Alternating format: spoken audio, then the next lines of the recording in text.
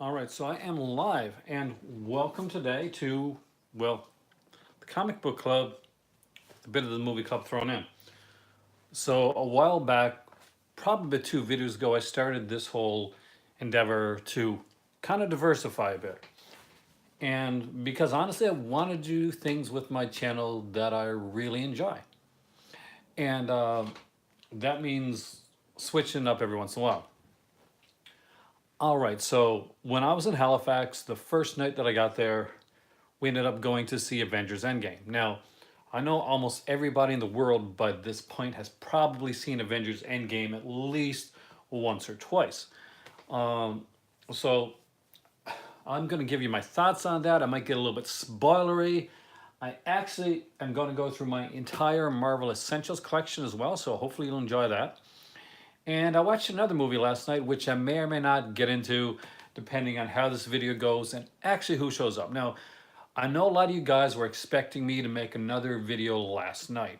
The thing that happened though, basically, is I watched the movie, and after the movie, I said, maybe I'll make a video on the whole thing.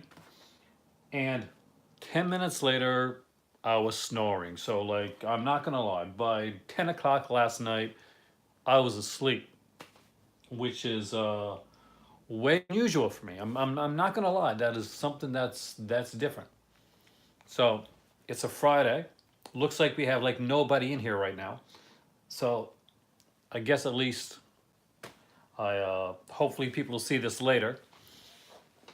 Hopefully people don't see CBC and think that means like CBC, the Canadian Broadcasting Corporation. Totally a different thing. But I also didn't put a comic book club because I want to get some of you in here and see if I can get you guys interested in that. Now, not everybody likes or reads comics, but almost everybody I know has delved into some of the films or the TV shows and stuff like that. So it will be multimedia representative. We're not going to be just talking like about the latest comic that came out or anything like that. I don't keep up enough to be the type of person to do that. If you want something like that, I suggest like a Linkara or a NerdSync or a Comic Trope or Comic Historian, something like that. I'm very movie and TV oriented, so you get a lot more of that from me. Now, we did go and see Avengers Endgame. What was neat about it is we saw it on a Monday night at 11 p.m. at an IMAX theater. Now, what does that mean? Well, basically, what that means is nobody's going to be there. It's Monday night. It's going going through pretty fast, and it's late. So late on a Monday. So my better half, she'd gone to Halifax for a conference. I'd gone there too to go see my kids. And I decided that we decided that, hey, Javid, welcome. You're the first person in here, dude. I saw Javid. Have you seen Avengers Endgame yet? I gotta ask before I go any further. Because today we are going to do a little bit of talking about Avengers Endgame. I got all my essentials here. Haven't seen it. Oh, I'll try not to get too. I'm not gonna lie to you. It may get a little spoilery. I'll try not to, but I recommend you see it. Hey, Lemons. So we're talking a bit. We're gonna be going through the essentials. You've been avoiding spoilers. This may not be your best video to come in on, Jeff. I'm not gonna lie to you. I saw Avengers Endgame, and I have avoided spoilers all the way through until, well, after I saw it. Because, and I'm not gonna lie, this is one thing I'll say, I will tell you, Javid, before spoilers portion of it come up. I'll try to. I'll say, this is probably around the time you should probably go type of thing, or maybe he already left, I'm not sure. Anyway,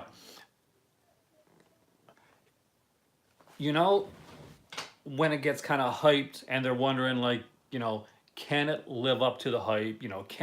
Will it reach that level? It truly is a combination of 10 years of planning. It does live up to the hype. It pays off. Without saying anything at all, I can honestly tell you that I don't know when we're going to see like another film that will play out like that, or another universe. I do not even think Marvel can do this again. So for me, the film, Javid, I understand, like, my better half's a huge Lord of the Rings fan, like super huge Lord of the Rings fan. Like, think Stephen Colbert level Lord of the Rings fan.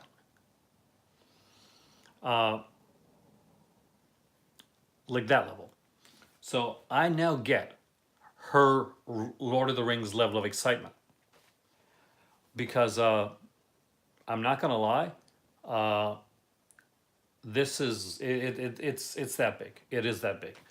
I hope so. Submariner is a favorite character of mine, but I don't think we're going to get anything related to the Submariner until we bring in those Marvel's greatest comic magazine, the Fantastic Four. Uh, I don't. A lot of the movies that are coming out in the near future for Marvel don't seem to be universe building films. Um, these seem to be some of the kind of like some of the smaller films. Not really small. There's some big ones like Black Panther 2. Actually, tell you what I'll do. I've actually listed all 21 of the Marvel films from the Marvel Cinematic Universe in order of my preference. So you ready? Now that I've seen Endgame, I did this once before, but I hadn't seen Endgame at the time, and I really wanted to rewatch everything and think about it. So I have since then. So here is, and I'll do them from least to best. So, in number 21 spot, Thor: Dark World. Not a big, it was okay, not really a big fan, not gonna lie. In the number 20 spot, Iron Man 2. In the number 19 spot, Ant-Man and the Wasp. Some of these are going to be really surprising, by the way. In the number 18 spot, Guardians of the Galaxy. In the number 17 spot, Avengers: Age of Ultron.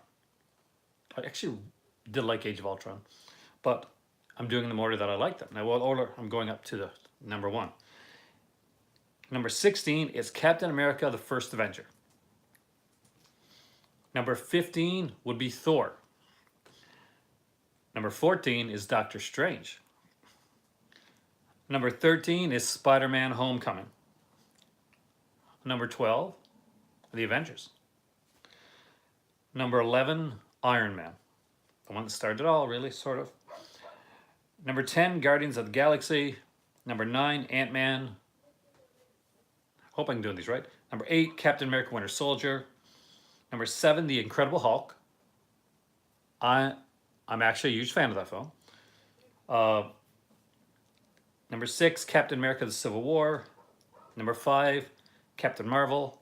Number 4, Black Panther. Number 3, Infinity War. Number 2, Thor Ragnarok. I love that film. And number 1, Avengers Endgame. So yes, Avengers Endgame is my personal favorite out of all the Marvel Cinematic Universe. Because it does pay everything off. So there's some, like, obviously that's some different ones than a lot of people would have there. I don't think a lot of people would have Incredible Hulk as high as I do. But I really did like Edward Norton's take on the Incredible Hulk. I really enjoyed the way that it was done. Now, Mark Ruffalo to me is the definitive, like a cinematic Hulk. But it is obvious, and you can tell early on, that Mark Ruffalo and Edward Norton are friends. They're friends in real life.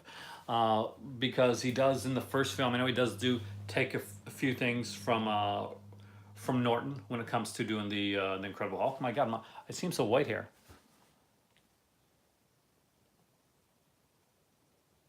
Yeah, I know the one. They're so expensive though. I got a couple of those. I did show one in another video. The Visionary line of Marvel series is some of my favorites because it takes certain characters, certain creators. Hey Jesse. Yes, we have been talking Avengers Endgame. I haven't gotten spoiler yet because Javid hasn't seen it. So I'm doing everything but talking really. And I will tell you one thing. After you see Avengers Endgame, there's one review, and it's not like review, but one summary review slash review of the movie that I think everybody should see, and that is Kevin Smith. Kevin Smith does the Ace Calder does the ultimate uh, version of does the ultimate review. Like, forget any of the let me review this film type of thing. Kevin Smith's a fan, and he gets like emotional about it. Like, Kevin Smith cries when it comes to certain things. Like, he's really invested, and some people have like have picked on him for that type of thing. And I'm thinking, screw those people. Here's a guy that actually gets real joy. That's an actual fanboy that gets real joy out of these, more joy than most people gets out of watching these films. He's acting the way a lot of us would act if we had the balls to be, if we had the guts to do it, and if we were honest, and a lot of us, like, they grew up watching this stuff, and we weren't so jaded. There'd be a lot more Kevin Smith style reviews and a lot less of these nitpicky, let me pull this apart type of thing, which, I'll be honest with you, that kind of gets to me. That's the thing. You got a guy that really loves it, and people rag on him for it, and I don't get it. He's a cool guy, and he's a bit of a stoner. He kind of does his thing. Lays back. He loves this stuff, and for some reason, there's a portion of the internet that just doesn't want to have fun. Obviously, that portion, they don't come to my channel because I love movies, I love comics, I love gaming. I am a self-professed geek, and I will go with that. I would love to meet Kevin Smith. I think we'd have a blast, actually. We'd definitely chill. I haven't read his book. I really need to read it. Speaking of that, let me show you my Marvel Essentials. I got a few of these here. Tell you what some of my favorites are, and it'll give you a little bit more of an idea about me when it comes to my reading, my collecting type of thing. This one belongs over here, so you get over there. So, first up is Moon Knight. Now, this is during the Doug Monick, Bill Sienkiewicz. I think I got that name pronounced right. I'm horrible at pronouncing names. You guys know that by now. But Moon Knight is often considered like Marvel's Batman. For me, Moon Knight is a character that, honestly, you don't hear enough of. Now, oh man, Javed, definitely. This is a cool character. He's got like dissociative personality, like identity disorder. He's got like multiple personalities. Like, he has like a rich one, and then there's like this cab driver. It's kind of, think of Matches Malone for that, and there's a few others. But the thing is that Jeff Lemire did do a run on him, I think, around probably before or around the New 52 one. No, Jesse, you're thinking about ShadowHawk. Now, ShadowHawk is from the Image line of comics, and he would like crack their backs. ShadowHawk's a character that dies, actually. In the first miniseries run of ShadowHawk, you don't know who it is. It's left kind of like in the shadows. But eventually, you find out that he is a character that is dying of AIDS, and he does die, and there becomes another ShadowHawk. But Moon Knight is a character, basically, you got to start in, I could be wrong, I think it's a Werewolf by Night. So Werewolf by Night, I like in the 30s, 32, issue 32, 33, somewhere in there. Did a two-parter in that, and there was a Marvel like premiere preview, one of those issues afterwards, and then he eventually got his own comic. Now, he's got like a mystical side to him. He does have a kind of a hobgoblin look, but think of this: he's a rich guy that uses his wealth and his powers to actually go out and like in a suit and like capture villains. He is very much like the character that you would see. Very much like think of Batman with a bit more supernatural. Yeah, a bit like Batman, but a bit more supernatural aspects. Imagine if Batman and Bruce Wayne, okay, but where Batman turns into Bruce Wayne, or Bruce Wayne turns into Batman, becomes Batman, but they don't have knowledge of each other. So he has like no, unfortunately, he isn't. I wish he was. This is a character I lobby for to see Marvel do well. With Shang-Chi out now, they should really do him. So basically, he's got around four or five personalities. Each one of them doesn't really know what goes on with the other personality. So if Bruce Wayne was just like flyby, kind of like playby type character, and then he became Batman, and he had no knowledge of what Batman did, and didn't know, God, what did I do last night? That type of stuff. Oh no, that's not a spoiler. uh, it when we get him, like it will eventually get him in here. Uh, I'm Oh yeah, the Shang-Chi is a past rumor. That is actually a film that they're actually working on. So I grew up like reading like a lot of the Masters of Kung Fu comics and White Tiger and stuff like that. So I'm actually really interested in Shang-Chi. That's like when Iron Fist became a series. That was my go-to one that I wanted to see, because basically I so hate the fact that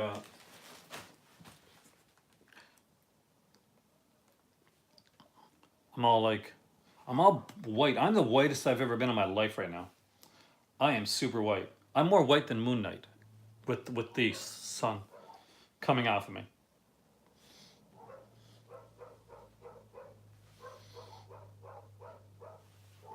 Now, with after that, there's certain comics that I read when I was young. Uh, Here, when I was a kid, spoiler type of thing. It is 3 hours long. There is no one thing I can tell you. That's like no, that's not my dogs. My neighbor's dogs actually. They got pit bulls. Like they got three pit bulls.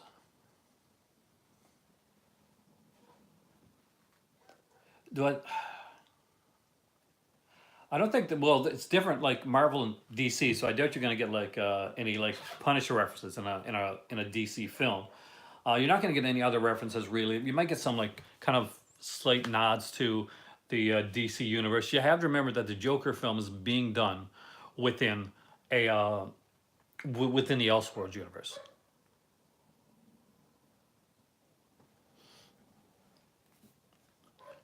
But I would like to see them eventually get to doing a like Punisher on the big screen. I think if they do it, I don't know if they'll keep that within the. I think they'll probably, and I think it wouldn't be a bad idea to like for Marvel to do like maybe in a more adult line of like of heroes that they can use, right? And kind of do like a whole different thing where basically it's outside the Marvel Cinematic Universe, whether it'll be like their version of like kind of like the more the darker stuff, like a Punisher.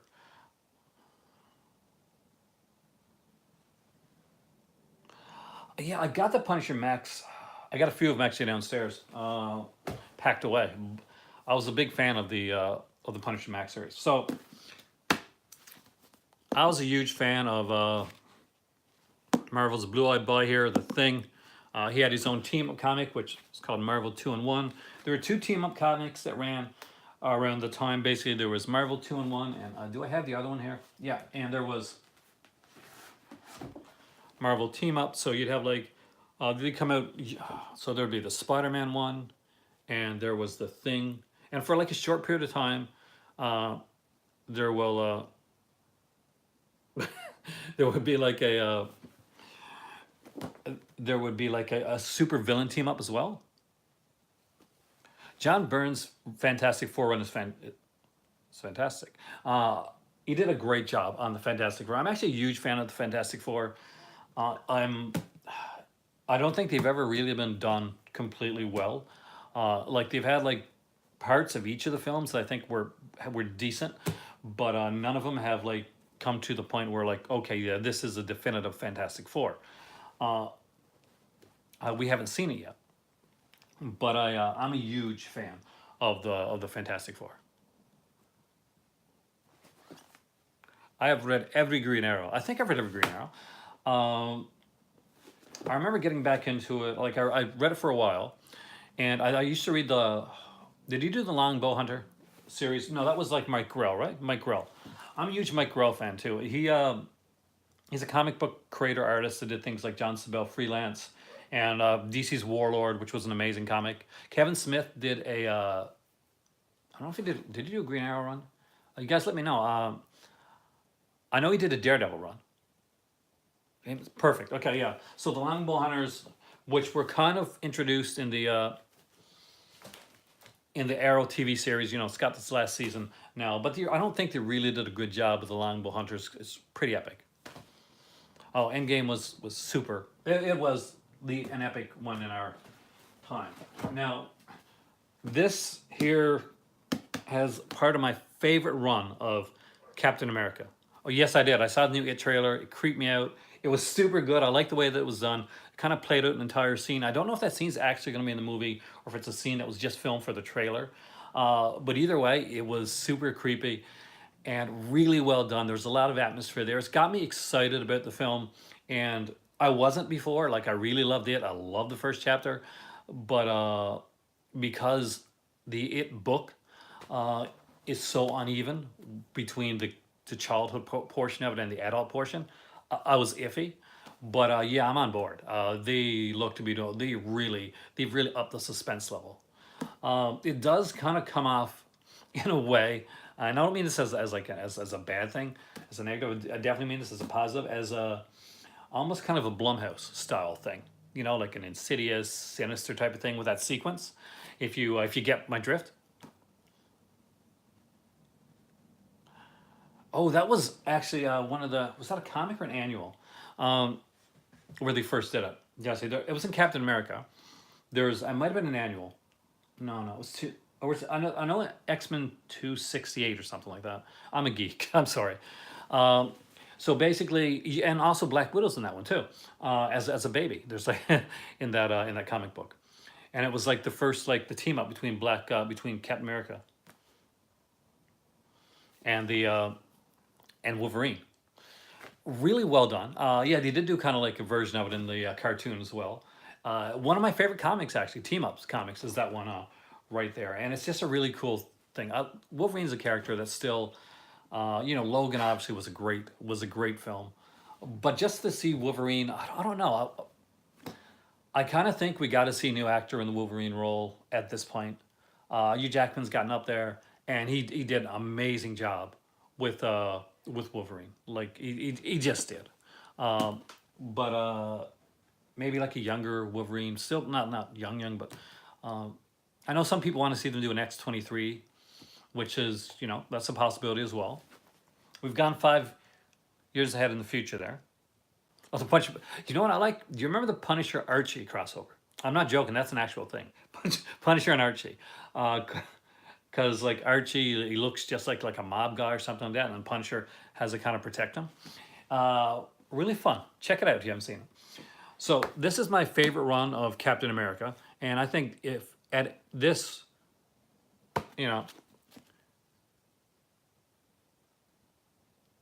this one here is more relevant today than like any other time.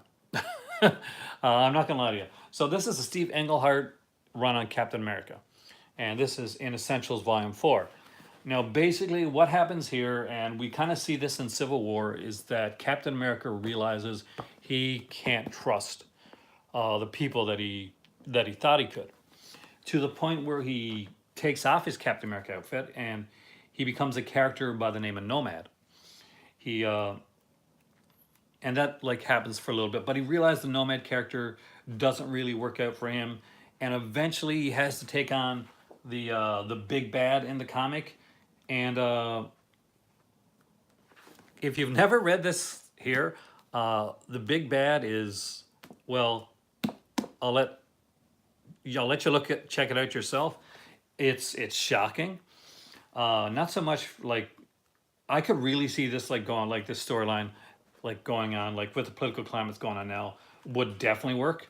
So Englehart was super ahead of his time when it came to this stuff. This is a great one. There's this like kind of master villain that's going throughout this. it has to do with kind of like the secret empire and all this type of stuff. Uh, Definitely a really cool run. Englehart's run on Captain America was amazing. Archie Predator. Yeah, and I did read the Secret Wars. I remember that. I remember the Beyonder and his disco outfit that he had. Um, I remember going in from like because Marvel Team Up, the one I showed you right there, the one with like with Spider-Man, that ended like after like just before Secret Wars, because that's when the black outfit comes into it. I think it was just before Secret Wars, because Marvel Team Up eventually becomes Web of Spider-Man. So it becomes a third Spider-Man comic because there was Amazing Spider-Man, this Peter Parker, the Spectacular Spider-Man, and there was Marvel Team Up, and of course it was like the outfit, like basically like kind of the reprint book that they did as well back in the time. So eventually Marvel Team Up becomes Web of Spider-Man, and so that gives like three, and it seemed like really a big deal. I know it doesn't seem like a big deal now, but the fact that there was three Spider-Man comic books coming out at the same time, it incensed a lot of people to see like this character having three whole books. Like that was way too many. You're glutting the market, type of thing. So that was a huge deal back then. Speaking of Spidey, so this is volume 2 of Peter Parker, the Spectacular Spider-Man. It's actually has some really good stuff in it. You got stuff by Bill Mantlo, Roger Stern was fantastic on this. So it's fantastic. John Romita Jr. does some work on this. We got Mike Zeck, Marie Severin. So you're getting a lot of like really great stuff in here. We got one here like written by Marv Wolfman, of course, would be one of the many editors of Marvel. One of these days I'll do a CBC about Marvel, and we'll get into the editor. There's a really big story behind Marvel and like Jim Shooter and all that stuff. We'll get into that sometime. It is hard to keep up, and what I don't mind if there's 2 or 3 books or whatever, or even 4 books, right? I don't mind, as long as, now this is what kills me, as long as you take your storyline, you take your characters, and you keep those characters in that comic. So if say I want to collect Amazing Spider-Man, that's the one I like. Say maybe, I don't know, maybe Len Wein, for instance, is doing a run Amazing Spider-Man. I want to read that. What I don't want this to get to the end of Amazing Spider-Man and I'll be like, continued in Spectacular Spider-Man, or continued in Superior Spider-Man, or continued in like just Spider-Man, no adjectives. I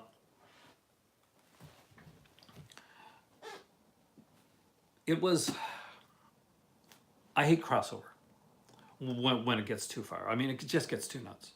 A good crossover can be read where you can read the actual issues of that comic, and you do not need to read the offshoots or the in-betweens or all that type of thing. If the crossover can successfully go on its own. So with Secret Wars, for instance, you did not need to read the times of Secret Wars to like know what was going on in Secret Wars. It's a little bonus if you wanted to, but you didn't have to. I was just asked,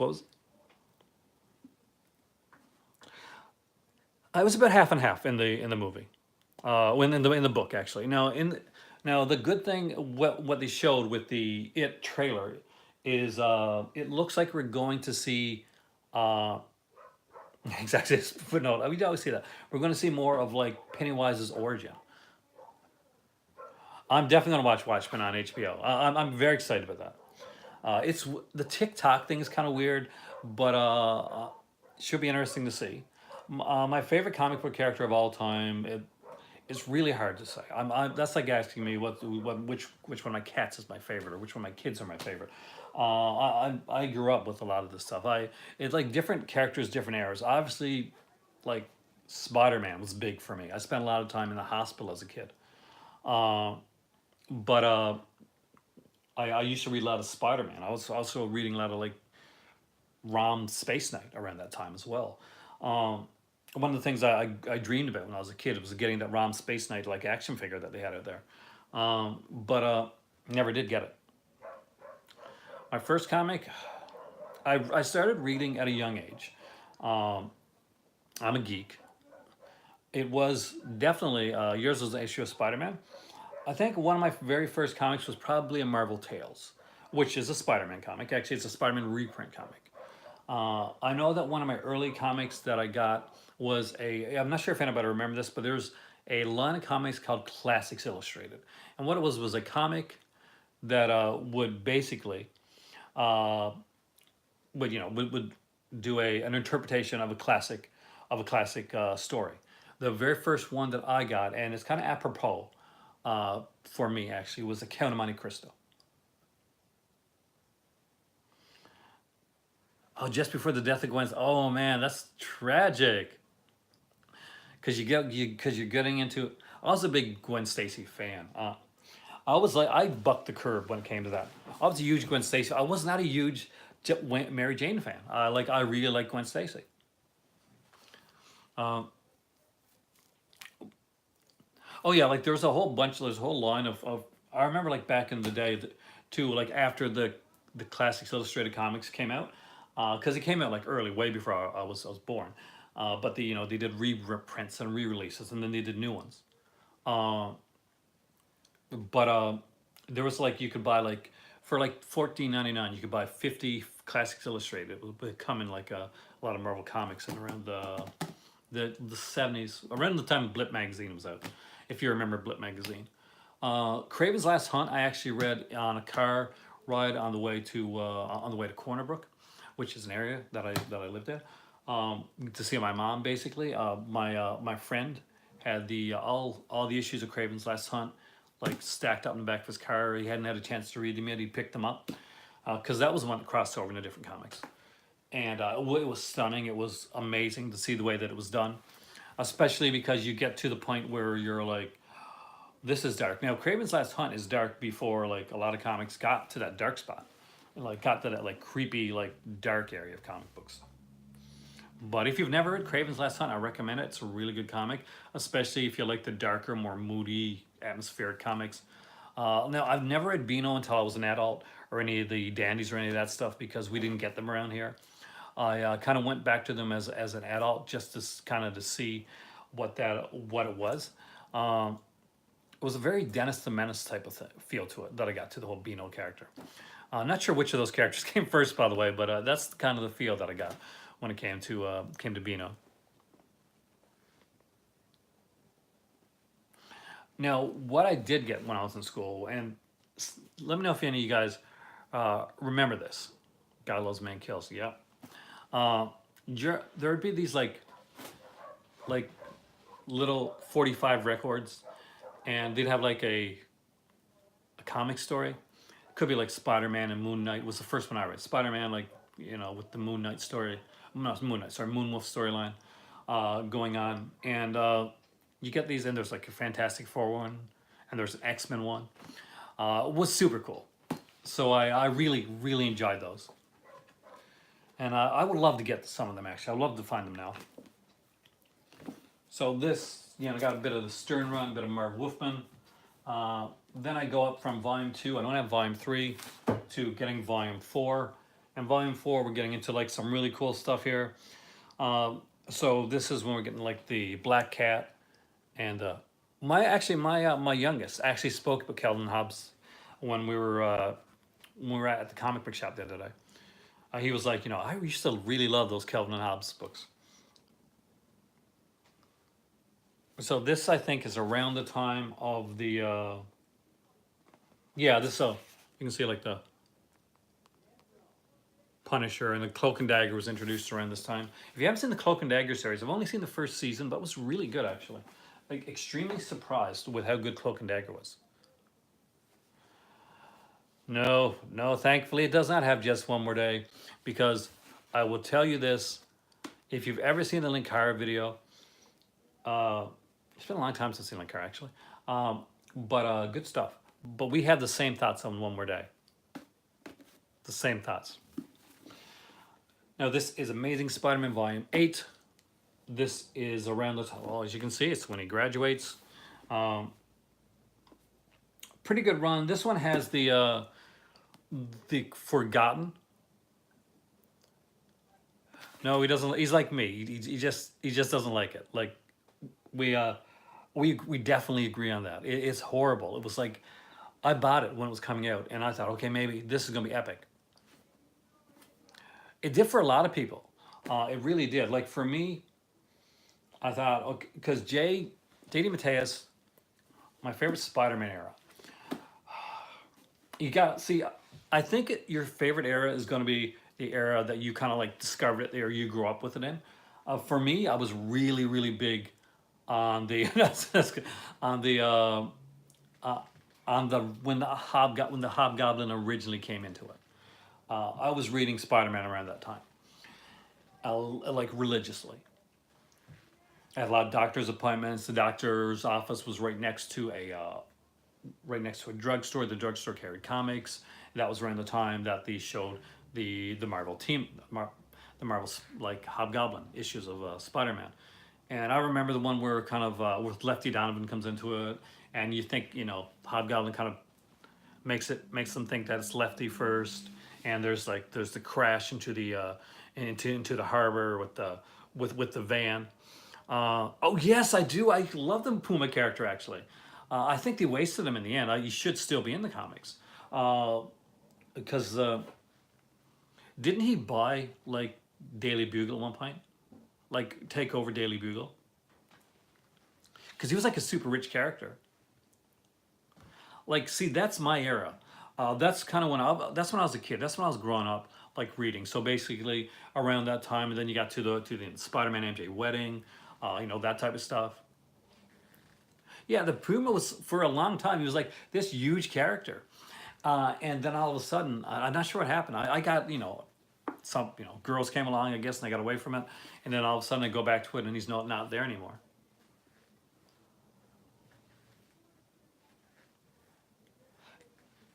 Oh, God, Puma's origin, it's unusual. I'd have to go back and look now. It's been that long, but I really did like enjoy his character. I like that era. I think certain things ruined Spider-Man for me for a while. Um, One More Day. I know you like it, but I was not a big fan of it. I didn't like I liked the fact that it brought back Harry. That was about it. Uh, I was a huge fan of Spider Girl.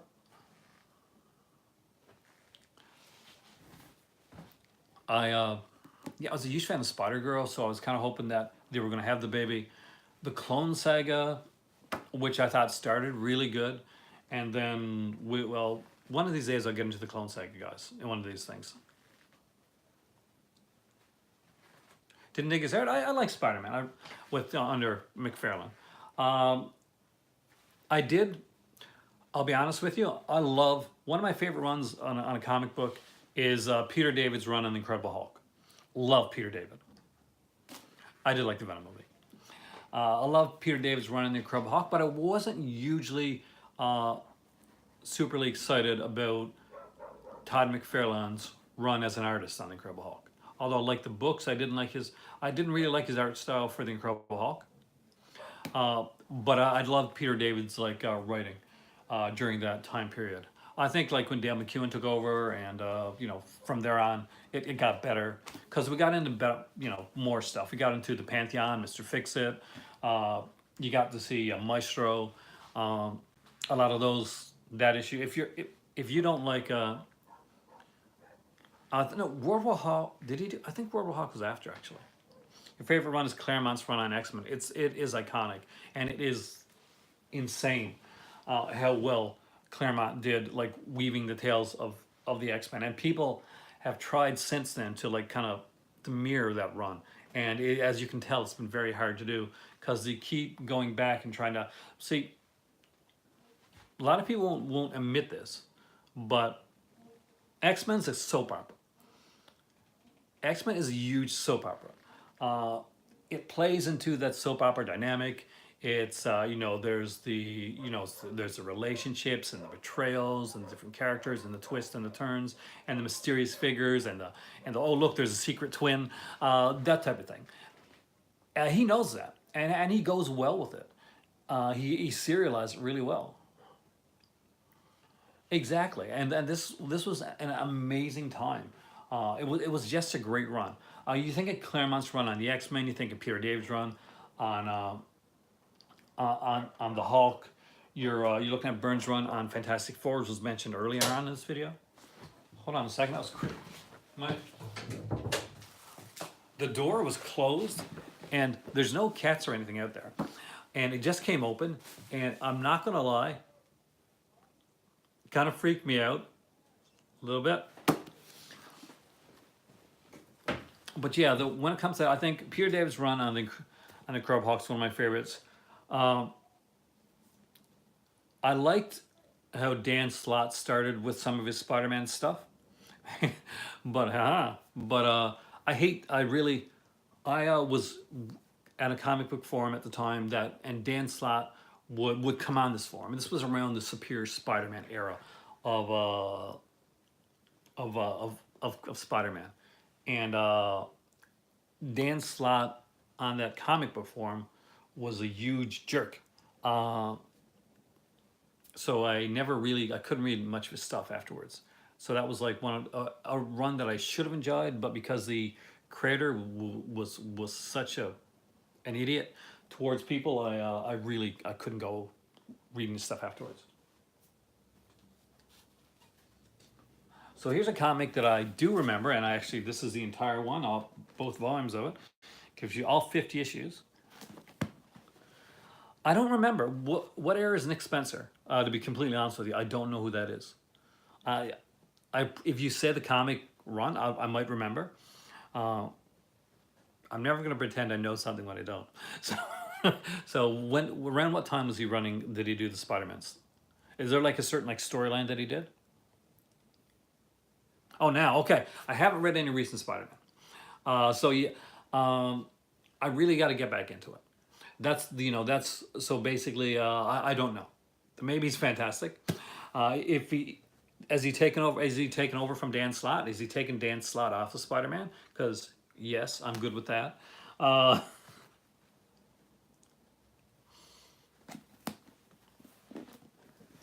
Spider-Woman, Jessica Drew. Jessica Drew, right? Or is it Drake? I think it's Drew.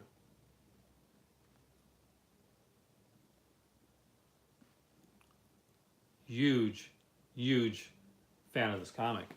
I love the fact that she's a Spider-Woman, but she's not like Spider-Man. She's done her own thing. She's become her own character. She's got her own series of villains. And let's see, who did the originally written by Archie Goodwin, but once it gets into the Spider-Woman series itself, let's see who we got. Who wrote Spider-Woman? I'm actually kind of curious. Oh, please don't put him on Iron Man. Please don't put Dan Slott on Iron Man. I love Iron Man.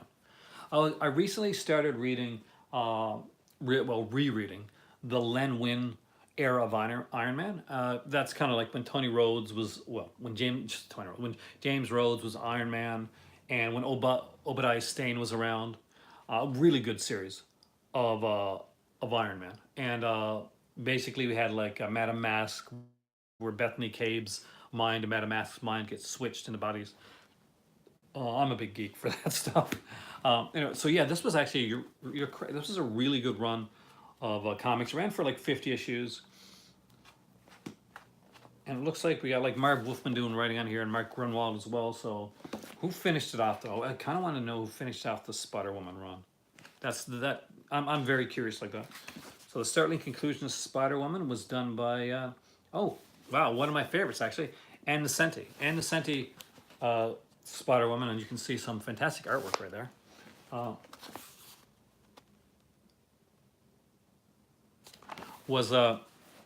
Did a great follow-up run on, I mentioned it last time, people talk about Frank Miller's run on Daredevil, which is an iconic run, but Ann Nocenti's run on Daredevil right after Frank Miller's actually probably just as good. Yeah, I love that series. Stane is the one that gets him, works on his alcoholism and him back there. That's why he gives up becoming Iron Man. Stane takes everything, and eventually, he comes back, and I think it's an issue 200 of man that he just figures out, okay, Irwin gets killed, and Irwin's sister was like really upset with, obviously upset with Tony, because you were too cowardly to put on the Iron Man role. I'll put on the Iron Man suit, and because of that, my brother's dead. And he says, "Screw this! I'm gonna go get Stain." And he goes to get him to bring him in. And in an iconic sequence, in that, like, there's an issue, couple issues before we find out that Obadiah Stane, father, committed suicide in front of him, and not on purpose. He actually had a gun. He felt like, I'm super lucky, and he played Russian roulette and lost. And that's how Obadiah Stane takes himself out. He takes Repulsor from the Ironmonger suit, and rather than be arrested or anything like that, he blows his head off. The Alan Moore run on Swamp Thing is epic. It's what's really neat about that is we got like the original creator of Swamp Thing doing editor work on when Alan Moore was doing it, and and like you say, he told Alan Moore to do his own thing, like to really go out there and do his own thing. So one of the first thing Alan Moore does is basically he takes out a huge part of the origin. He says, okay, he is Swamp Thing. He just thinks he's Alec Holland. He's not Alec Holland. That was game changing, and at the time, because for long time fans, Alec Holland runs into the swamp, and when he comes out of that swamp, he's Swamp Thing, and from there on, you kind of think it is. But when Alan Moore comes on, we find out that no, he just thought that he is Swamp Thing. He's always been Swamp Thing.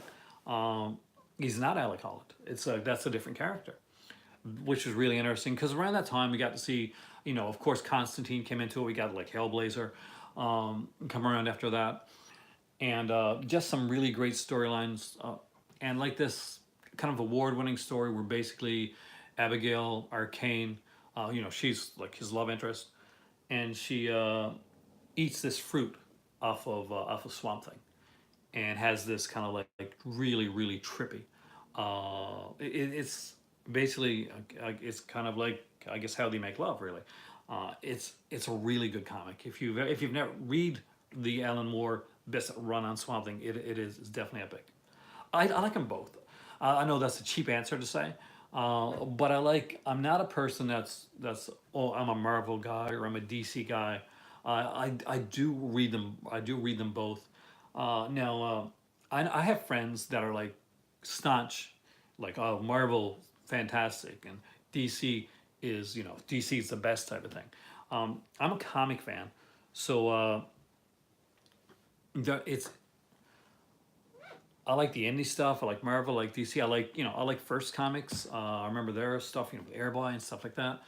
I was a huge fan of. God, I love the Valiant comics when they're around again now, but with their first run of Valiant, Image did some great. Image was a time when like people could really, like, they're doing great stuff again now, but there's an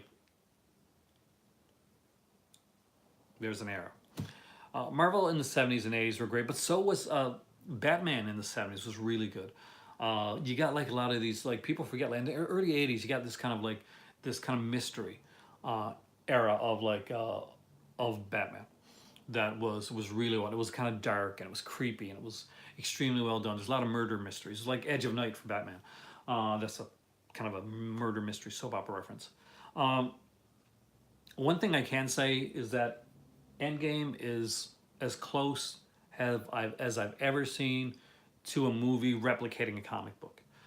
There has been no movie that's ever come closer in like any of the Marvel or DC films or any of these that's replicated the feel of reading like one of these comics as Endgame has. Endgame really does it. It goes there. There's a point in Endgame when there's a lot of characters. I call it, and comic geeks are going to understand this. It's George Perez scene. I hope so. It deserves it. And please, can it please take Avatar to the first spot? Because I'm not going to lie, I have yet. This has been out for years. I've got 2 or 3 editions of Avatar. I got a 3D edition, a regular special edition. I've yet to get through it all.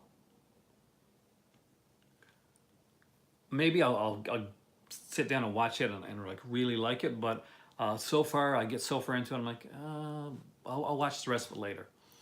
That's you know that's the truth. So if it can kick Avatar's like butt, that'll be extremely appreciated by me. Okay, so when it comes to teams and team comics, this oh exactly, it's got. If you've seen 11s, you know what I mean. There's that George Perez scene. Nobody does those shots like George Perez does. Nobody does. When you think of like all these characters on like the 2 page splash with all that stuff. I watching Endgame and seeing like how Endgame goes. It literally is like, is that your favorite artist? Oh, you're really gonna like. You're really gonna like Avengers, because Avengers Endgame plays like an event comic. Usually once a year there'd be like there'd be an annual, and or there'd be like kind of a crossover type thing, and they'd play with like a multiple like there'd be something epic, and there'd be that George Perez scene, you know, where all the characters are there, and they're all fighting, Avengers Assemble type of thing. Yeah, like you, Javed, you haven't seen it yet. Let me tell you this: you will get your George Perez scene in this film, and to truly be an Avengers film, to truly be as epic an Avengers film as you can get, you need that sequence. And there are whiffs of it in Avengers and Avengers Age of Ultron. You never, like, there's a kind of like where they go around and see all the Avengers as they're getting ready to fight type of sequence in the first one. But there's a sequence in the film that for me, it's like, oh, yeah, this is a George. No, no after credit scene. It's a 3 hour long movie. There's kind of a noise sequence right at the end, which you don't really need to stay for. I'll be honest, it doesn't give anything away. This is not giving anything away. I won't tell you what the noise is. There's just a noise at the end of it, but it's nothing that I think is going to be relevant in any future film. It's more of like a throwback, but there's no like after. It's a 3 hour long movie. This is the end game. This is the end of the really. This is the end of this phase with like Spider-Man Far From Home being kind of like an epilogue type of thing. So that's so yeah, this the everything that need to be said. I do like they do have the thing that and this is not giving anything out. So basically, you have the original Avengers like in the credit sequences with their handwritten names, which is actually really cool. Kind of what they did in Star Wars. Remember when they did it and put it in the stars? So Defenders, fantastic comic. It is really good. I don't know if I'd be able to sit through it 3 or 4 times in a theater. I would definitely go again, because, and I'm not gonna lie, I did get emotional throughout the film, in both sad and both like yes type of things. Because I am, I guess if it hasn't come through by now. I am a huge comic geek, even if I don't keep up with the newer stuff. I'm the era like the 70s, 80s, and like part of the 90s comics. That's my era comic books. The Defenders, wish they would have had it was an okay like kind of maxi series, but I would have they could have done a lot more. I hope that the Defenders gets picked up and they do more with the Defenders and get more Defenders into the Marvel universe, because I really love this comic, because this was like, these were the heroes that you didn't think could be on a team. So you got like Doctor Strange here. There's what's his name, Nighthawk, I think. Power Man, Luke Cage. There's Incredible Hulk here. Valkyrie's there, and what's her character's name? I can't remember now. I'm gonna cheat and look. It so doesn't tell me. This Son of Satan is in this here. Damien Hellstrom, and this was the Defenders comic was for me. If you were a kid and you felt like is that not? Could be a girl Nova. I'm not sure. I can't remember her character's name. I do apologize. And like, what's neat here is you get like early like artwork by artists who have become really famous. Like this one right here. So this is Avengers issue number 42, and written by Jerry Conway. But the artwork is done by Keith Giffen and Klaus Janson. If you're a comic book fan, those names are going to mean something to you. Klaus Janson, of course, for his epic run, like penciling Daredevil for one, and Keith Giffen, of course, is Ambush Bug. And, many other things. Of course, there's Justice League International that he did as well. But I remember Keith Giffen's Ambush Bug, just some really, really cool stuff. And Trencher, which is what he did for Image Comics. I wasn't so big into Trencher, but I know that was a popular one. So next up is Essential Wolverine #1, where the comical part is that when Wolverine starts, pretty much the X-Men have been decimated. Like their X-Men are supposed to be dead. So he decides to go undercover, kind of hide who he is. So he puts on a patch, an eye patch, and he calls himself Patch. That's the thing that happens. But it is though. This starts an epic run of Wolverine. Some really good stuff. Great art in Wolverine. Some great. It's magnificent. Is that one of those like adult ones? And of course, it's Chris Claremont writing it here. So great stuff. And I love this character, but I hate these insects. And that is Astonishing Ant-Man. Really cool. I'm a huge fan of Hank Pym. I hate what happened with Hank Pym later on in the Avengers when he kind of, he goes to the breaking point.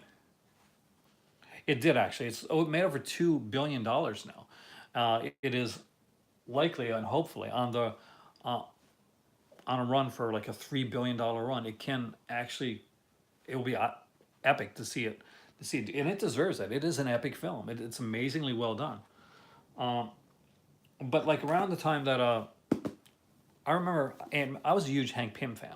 Who was the original Ant-Man, played by Michael Douglas in the Ant-Man films. So basically, there's a run on the Avengers where Ant-Man and the Wasp, right, are Wasp is pretty much successful in everything she does.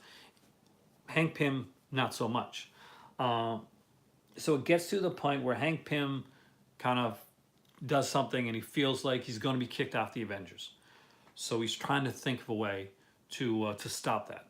So he creates a robot, a creature, so that it can attack the Avengers, so that he can save them, save face basically type of thing. But the Wasp finds out about it ahead of time, and he tries it, but she kind of busts him on it, and in a point where he's really stressed type of thing, he goes and he kind of, in the comic, he's supposed to be pushing her away, but kind of pushing her back type of thing. But the way that it was drawn, and he didn't have time to redo the comic at the time, it looks like he's hauling off and whacking. It looks like he's physically abusing Wasp. Now the thing is, because of this, the later comics would go totally into it, and would make him really darken his character. Look up the Ultimate version of Hank Pym to see a more of a extreme version of that. Controversial. Definitely, it brings up something that needs to be talked about. Marital abuse and that type of stuff. But it wasn't meant to be that. It just took on a life of its own because it was drawn in a specific way that the artist didn't have the chance to go back and fix it up. And because of that artistic mistake, it totally changed the character of what Hank Pym would be. And people have never been able to forgive Hank Pym for that. Because, obviously Wasp was a beloved character, and either way, you don't hit girls. It's just not a thing you do.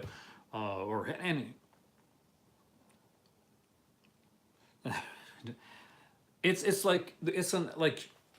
best thing I say is to Google the image, because it looks like he's slapping her, hard slapping her. in the comic, and that's because, see, the way things were done with the Marvels like aspect of like writing comics is it was very loose. Uh, a lot was could be done with artist interpretation. That's why Stan Lee and Steve Ditko. There's so much like friction on who created what, and Jack Kirby as well. Now Steve Ditko got a little bit more out there because Ditko, he was more into the Ayn Rand philosophy, and if you ever read like Steve Ditko's Mr. A comics or any of that, you're gonna understand what I mean. Um, but uh, but yeah, it was very loosely interpreted, and that's where it went. So next up is Volume 6 of.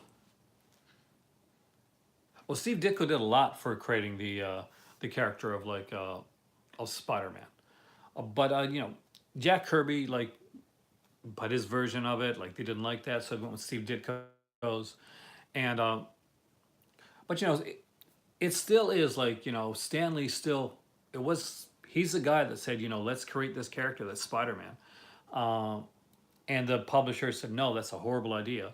So Amazing Fantasy was being canceled, and they said, you know what, use your character. This comic book's being canceled anyway, you can use your character for the last issue. He went to Jack Kirby, who he worked with a lot, and he said, I want to make this character Spider-Man. And Jack Kirby came up with this very heroic looking character, but it didn't work. Then Stan went to Steve Ditko. Steve Ditko created the Spider-Man that you know and love today. Uh, and between the both of them, it was a very collaborative effort. So Steve Ditko definitely has as much to do, especially going through when you think of like other characters as well, with the creation of the Spider-Man universe, as Stan Lee does. I don't think that's too controversial of a thing to say. I think that's actually, in a way, it's kind of a given. Most people, would state that at this point. Kind of much like Bob Kane usually gets all the credit, and Bill Finger doesn't. Although Bill Finger had an immense amount of influence and work on Batman. Uh, we got that. You got that thing. Like both Marvel and DC had it. Stanley got most of the credit when it came to the Marvel stuff. When it came to Batman, Bob Kane got the credit, where people like Bill Finger and Dick Sprang just really, really didn't. So this is actually a pretty good run. So we're talking about, oh God, what is this one here? So the Marvel Mutant Massacres in this one here. Trala Magneto. We get Rachel Summers becoming Phoenix in this one. The Brotherhood of Evil Mutants become the Freedom Force. So this is Claremont's run on X-Men. This is part of his run. Iconic artwork on here as well. I'd like to see who does the art on this one here. It's not telling me.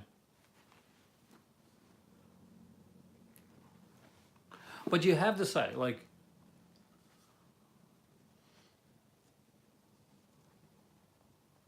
it does. Like, that's the good thing. The Spider-Man movie, the Spider-Verse one, really does give credit to both guys and other people as well. There's if you watch and you rewatch the Spider-Verse film, you're going to see a lot of creators get like nods throughout that film. It's a really great film. If you're a Spider-Man fan at all, check out the Spider-Verse.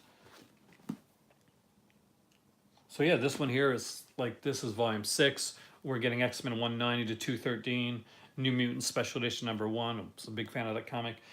X-Men Annual 9, X Factor 9 to 11, New Mutants 46, Thor 373 and 374. Not quite sure why that one is. That's a cool idea, actually. I wrote a comic when I was in grade 5. It was like one of those mini comics, right? So what you did was you would take like a couple sheets of paper and you'd fold them into 4 and you'd cut them and you'd draw like a panel on each one of the pages. And I had a character, really original. I called him Rocket Man, and it was like horribly drawn. And he fought this maybe kind of a Dr. Octopus type guy in the first couple of mini comics I did. And I did a bunch of them. Yeah, like a Tijuana Bible, exactly like Tijuana Bible, without the nudity. But you know, because I was like, I was in grade 5 or 6, basically. I did it from grade 5 to 6. I had like these Rocket Man ones, and then I did one called when I was in college. Um, the it was kind of like just for fun. I was like drawing because at the time I was going to visual arts, and I wrote like something called HB pencil, which was Hellbent pencil. And what it was this sentient pencil, this man that had become this kind of this life-size pencil. Like he was stuck in this in the body of this pencil, and he would draw like these circles, and he would go from like dimension to dimension and universe to universe, and each one would be radically different. Like it could be in one where where it's filled with crime, or it could be in a universe where turnips are the ruling class. It was really weird. uh Not my best work, I guess, but something I did when I was younger. I like the shovel thing. That's kind of cool, actually. Did he behead anybody with a shovel? Did you do like the Friday the 13th thing and like use a shovel to behead somebody? Because that would be kind of cool. All right, so the next few that I got here are pretty much X-Men ones. So I got volume 6. I got volume 7 here as well, which goes from 214 to 228. And we're still on the Chris Claremont run at this point. Volume 8. Again, like this, Chris Claremont did it for a long time. That's still on his run here as well. We got like a bunch of things in here though, like I think the Inferno and crossovers in here. And we're getting like a lot, yeah, say the right there, there's an Inferno crossover with, Mr. Sinister, one of my favorite characters that hasn't really ever been utilized in the films. They kind of like hinted at it, but really never used them. Not well anyway. I really do like Mr. Sinister. No, I don't think we're talking like Banana Man Bill Olsen here. But we get like so essential to clear people's minds. That's actually kind of cool, It's much better than my pencil guy that's like going through different universes. So I'm not sure if Claremont is still working on it at this point. Let's see. Yep, he still is. So we're still in the 200s. So yeah, he is. And around this time, you're getting some different like pencilers. You're getting like some Jim Lee stuff coming around this period. And Jim Lee he revolutionized the look of the X-Men. When you think of the X-Men now, usually what you think of like drawing wise, you think about like people like Jim Lee and Mark Silvestri. Those are the usually two of the artists that are strongly thought of when it comes to like this classic run of the X-Men.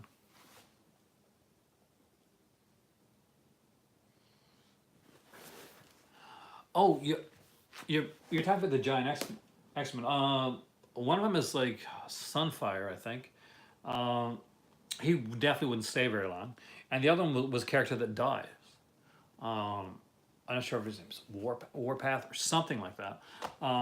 He dies early on. If he doesn't die in that issue, does he die in that issue? I'm trying to remember now. Because I think because when they do the X-Men animated series, they want to do a death too, in that as well. So that's why we get Morph. We get the creation of the character of Morph, where he gets killed in the animated series. Of course, it kind of comes back. Because the whole thing with Giant X-Men #1 basically is to bring in new X-Men, because back in the day, there wasn't internet, there wasn't like other ways to get stuff. So if a comic wasn't doing well, sometimes what they do, and this is what happened with X-Men for years, is they just do reprints of the older comics. So rather than like do a new issue, so for like a long period of time, X-Men was a reprint comic, and then all of a sudden, we get like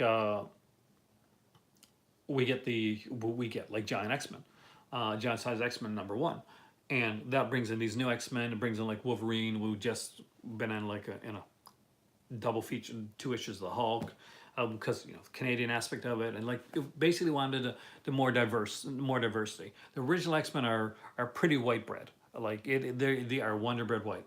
when it comes to the X-Men. But the newer characters actually are very diverse. We've got we got a Native American there. There's the whole spectrum kind of thing. And Havoc, I don't remember Havoc dying unless it was one of the other X-Men cartoons or one of the later ones. The in like the 94, I think it's 94 X-Men animated series, the first character we see get cut off is Morph, but he comes back. Which is kind of like the sad sequence with that original series. I got to rewatch that actually. 5 great seasons. So is my comic book geekiness coming through enough this time, guys?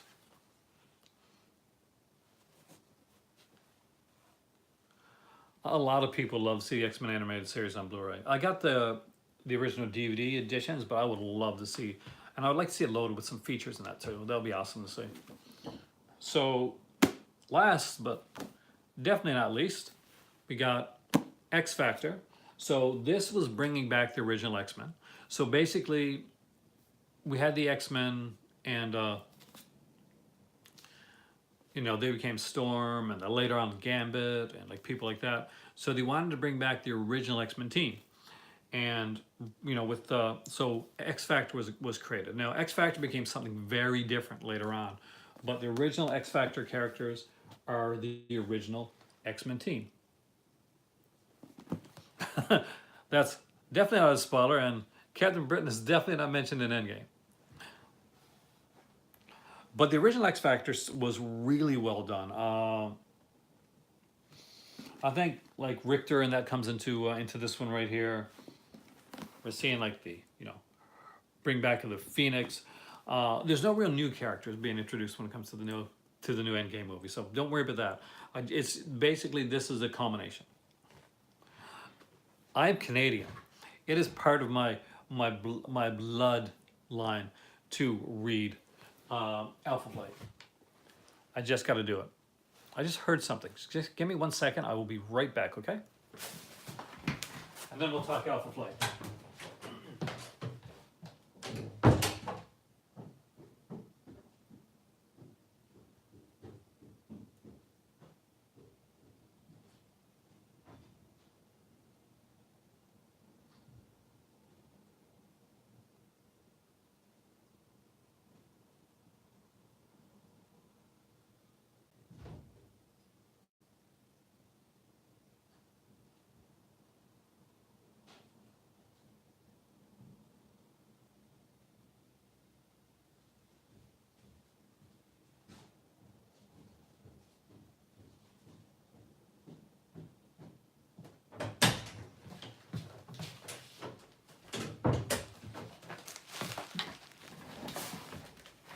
For those that stayed around, I have mail.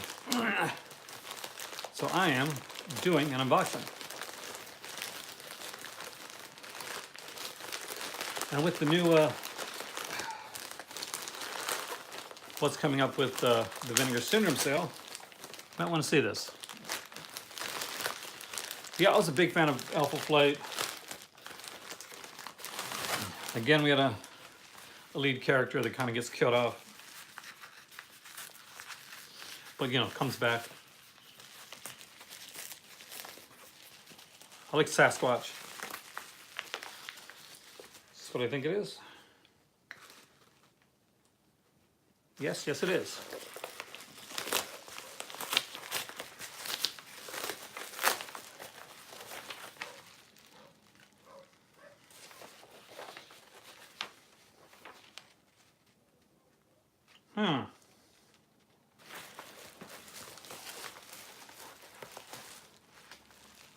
So, apparently, it had to be opened up because it was damaged during getting here. So we'll see how it's damaged when I get it opened up in a second now. But it is Grandmother's House. So this is a Vinegar Syndrome title, as you guys know. It's one with Brink Stevens. I'm a huge fan of this film. I used to watch this one back in the day. And for you guys that came into the comic book club and got to see this stuff, and some people that may have went out and said, "Oh no, it's comic books," you get to see this when they don't. So actually, there's some cool features on this one. Now this is like I got this one from a friend of mine, so no slip on this one. So basically, we got an interview with Brink Stevens, the mysterious woman. Back to Grandma's house, an interview with the director Peter Ratter. There's Slow and Steady, an interview with writer, cinematographer Peter Jensen. There's an archival making a featurette with includes the original short concept film. So the original short film that this is based on is on here as well. Still gallery, original trailer, reversible cover art, which we're going to see in a second, and English subtitles. Let us see what they consider damaged. Hopefully it's not the I knew that there was something when they had the plastic around it. So, oh, the packaging was damaged apparently. So let's just make sure that the Blu-ray is fine. So this is the alternate artwork, which is actually pretty blah. Actually, I'm not. She'll spoil you to death. I really don't like that artwork, so I will gladly keep on. Hey, keep on this artwork.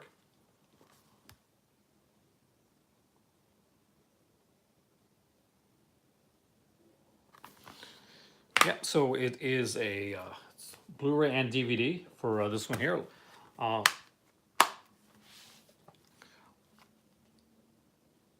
Hey there, Javid. I think you're stuck in the...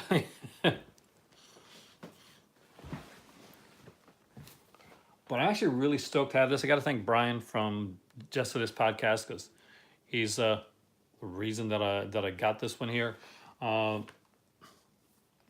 He's been able to hook me up with quite a few of these Vinegar Syndrome titles. Again, so this is the directorial debut of like Peter Rader, who Waterworld. The Eric Foster from Select the Visit. Here, I'll do the read the back thing. You tell me. David and Lynn have just lost their father. Now orphaned, the youngsters are sent to live with their grandparents in a beautiful Victorian mansion. But no sooner than boarding the coach bus scheduled to take them to their new home do strange things start to happen. Initially in the form of a mysterious woman who seems to appear and disappear in the blink of an eye. It's not long, however, before murdered bodies are found in the area, and to make matters worse, David becomes increasingly fearful that his doting grandparents might be involved in the killings. So there. Sounds like it, doesn't it? Kim Valentine is in this one, Ida Lee, Len Lesser, Brink Stevens, of course. And produced, of course, by Nico Mastriakis, who did the film. Oh, that's okay. Hey, nephew. I don't have as many as I want. I used to have thousands of comics. I no longer do. It's always cool to ask stuff like that.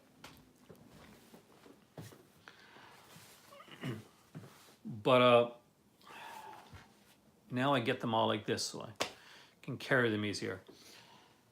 That being said, I do want to have all of his stuff. Like I've even got All Into Death, guys, which I'm not going to talk about right now. It's 11-year-old. Well, then he's free. Then tell him I hope he enjoyed Free Comic Book Day. I do like his stuff. I have Zero Buys from Arrow Video. That was a good one. Oh, God, I got a few of his films now. Some I didn't realize were his films until I got them. One, I'm not sure if it was from like, might have been a Scorpion releasing. I think Blind Date was Nico Mastorakis. I'm not sure. Or was it a film I got around the time of Blind? I think Blind Date is too, which is as a cool cast in that one. Joseph Bottom stars in that one, and I recommend it too. Did it really? It did for some people. I know that on the Vinegar Syndrome fans Facebook page. Oh yes. Uh, I am counting down to the Vinegar Syndrome sale on this channel. My better half is to the point where she said, "Why don't you do a countdown, like a weekly or daily countdown to Vinegar Syndrome sale?" And in a way, I have done that. Every video I kind of do mention it. And has anybody else been affected by the Norman J. Warren box set with what they're getting?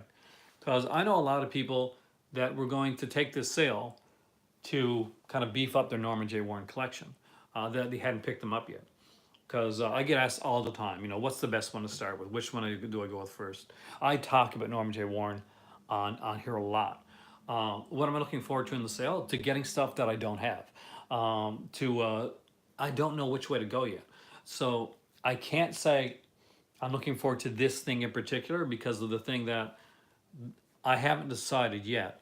Until the sale, until I see that sale and I see the prices and all the stuff there, I don't know exactly which way I'm going to go. I've got like 4 or 5 different lists done up with different options that I can go. The halfway bundle that the advertised Javid basically means you can pay, and it's a price so that you can get every month you'll get their what's coming out for that month. Every month you got a package, May package, June package, that type of thing.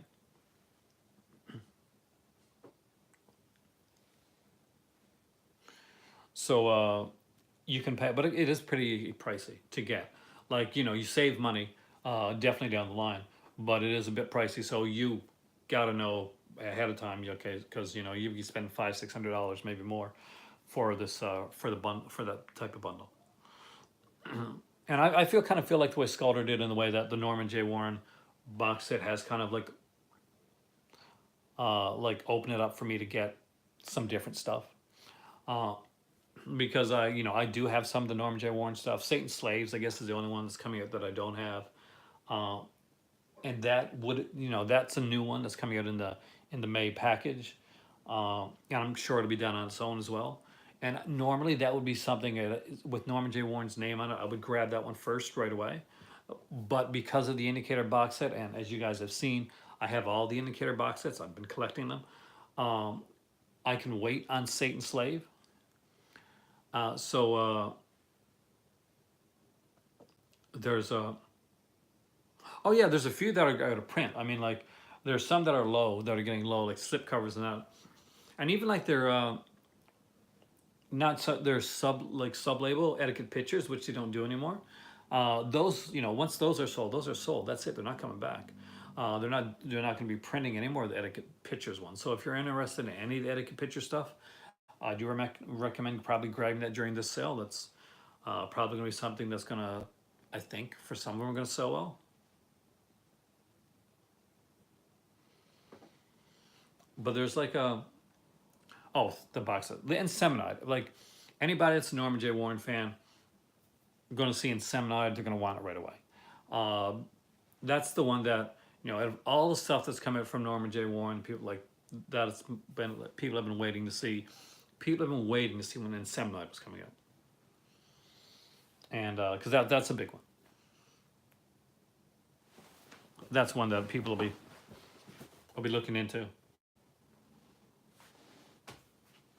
But see, there you go. Not only did we get some good comic book talk, went through the entire essentials, but now we're talking Vinegar Syndrome because Grandmother's House arrived today. No, they do not. As far as I know, I don't think they have the rights to Inseminide. But I'm probably going to watch this a little bit later on. So, what did I watch last night? I did want to tell you that. Last night, I watched Scream for Help. And then I'll get back to Vinegar Syndrome, by the way. From Scream Factory. Now, Scream for Help was amazingly written by Mr. Holland, who did Fright Night.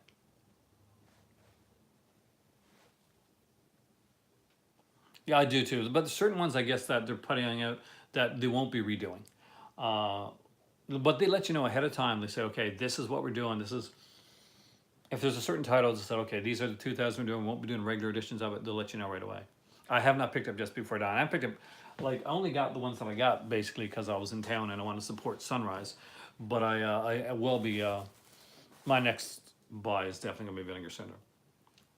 Oh, Scream for Help, super cheesy film. Uh, it kind of comes off like, you know, one of those late 70s like TV movie of the week things.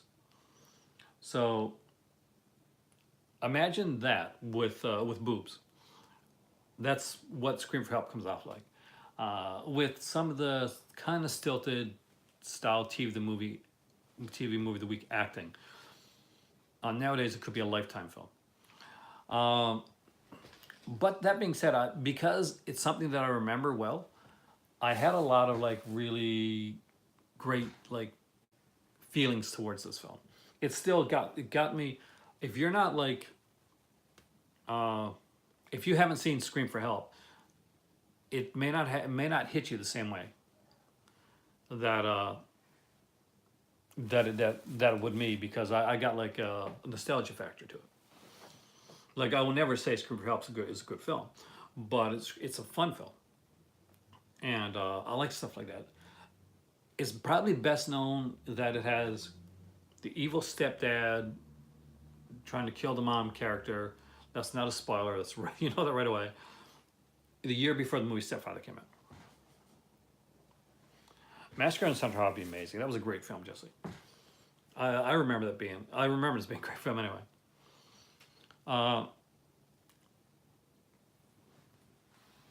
You know, there's absolutely nothing wrong with the case or anything like that. So I'm guessing more than likely somebody saw this and wanted to watch it,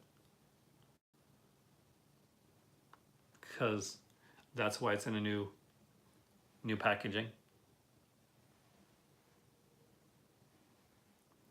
Scream for Help? Is that Masterakis? You mean the one that came up from a Scream Factory? See, that I did not know. It's great because that fits in with my Masterakis collection.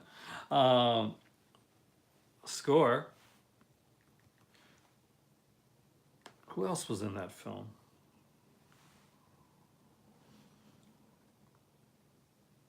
So it was, Scream for Help was directed by Michael Winner, and it kind of it's not sleazy, like what you expect from a Michael Winner film. No,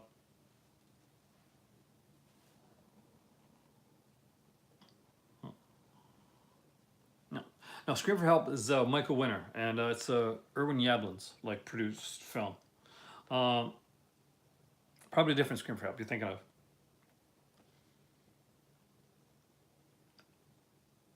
Because the lead character in this is like, it's fun. It's like cheesy fun. There's like, you know, there's a little bit of like, the villains are kind of cartoonishly, they're evil. There's not too much like depth to the characters, which is really shocking considering it's a Tom Holland. Tom Holland hates the movie. Now this is the alternate artwork for the cover right there. But definitely worth checking out. Would strongly recommend. Get that at a decent price. Don't like go too far into it. Now, Vinegar Syndrome. So I got different ways I can go about it, guys. So I could go something around the lines of like, I could go and get like just limited editions, and kind of like check out that. Or I could go with like, get like the Peakorama titles will probably be, especially the DVDs, are probably really low priced. And I could get like a huge collection of those, and like kind of beef up my Vinegar Syndrome Peakorama collection, which is at this point, it's like zero. But I'm not quite sure or do I want to get a combination of each. It's or there's some older titles I just don't have. I know that I keep saying that I'm going to pick up Sugar Cookies, and I never do, and that's one that I really want. I'm a huge Lynn Lowry fan, and I like that style of film. So you might get the secret titles and the 4 older titles. It's really going to depend what secret titles are. I can see that some people are going to have, like for some people, the Norman J. Warren thing became a bit of a wrench. Moonlight horror films. So you mean like I'm assuming you don't mean like. So I don't have Sugar Cookie Sculptor. That's one that I really want. I don't have Death Row Game Show. That's another one I don't have, which I thought was really fun. So Liquid Sky I don't have.